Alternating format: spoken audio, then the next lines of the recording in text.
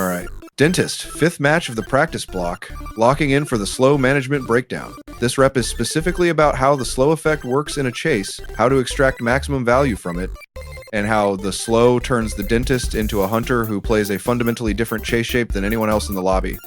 The slow is the unsung mechanic on this kit. Everybody talks about the rectangle placement, the wall plays, the teleport. Nobody talks enough about the slow itself, even though the slow is what translates rectangle placement into actual chairs. Without the slow, the rectangle is just a chip damage tool with mediocre value.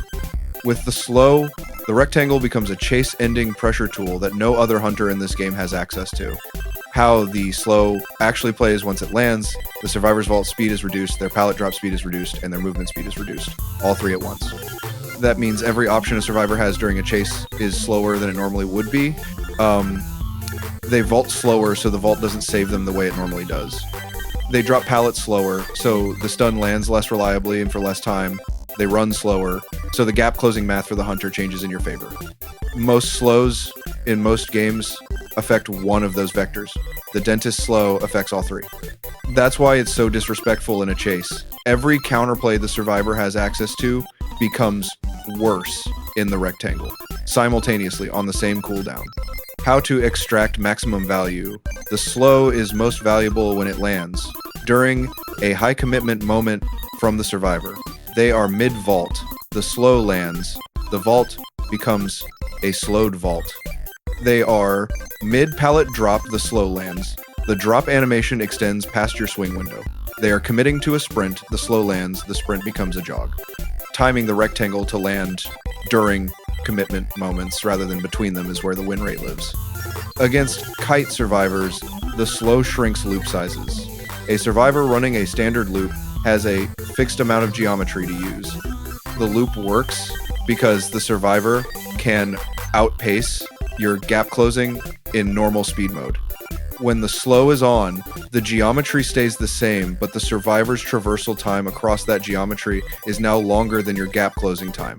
The loop math inverts. You arrive at the next pallet faster than they can drop it. You reach the next window before they vault it, and the loop is dead. Against engaged survivors, the slow neuters, the engage, high mobility characters, trade, range for damage capacity. When the slow lands, they no longer have the range advantage, but they still have the lower damage capacity. They're now stuck in melee with a hunter who has dental forceps and a faster swing rate. That matchup is one-sided. That was the cleanest slow application I've done all night. The survivor went from 0 to chair in 3 seconds because the slow caught the vault and removed the pallet drop option in one motion. That's the maximum value of this mechanic. That's what this kit is supposed to do at peak. And the only reason it landed was because I waited for the commitment moment instead of dropping the rectangle on rotation.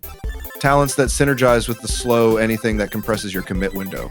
If the survivor is slowed, every additional bit of swing speed, every faster chair break, every stun resistance trim talent doubles the value of the slow, because the slow is creating the window and the talents are letting you exploit the window faster.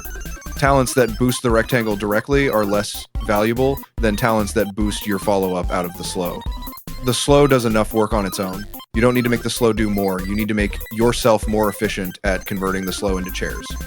That is the talent thesis for this character at high rank, and most build guides have it backwards because they're optimizing for the visible ability instead of the invisible follow-up. And one more practical note on slow management. The slow is positionally bound to the rectangle.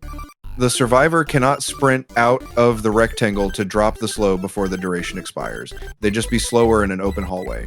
The slow follows them as a debuff for the duration.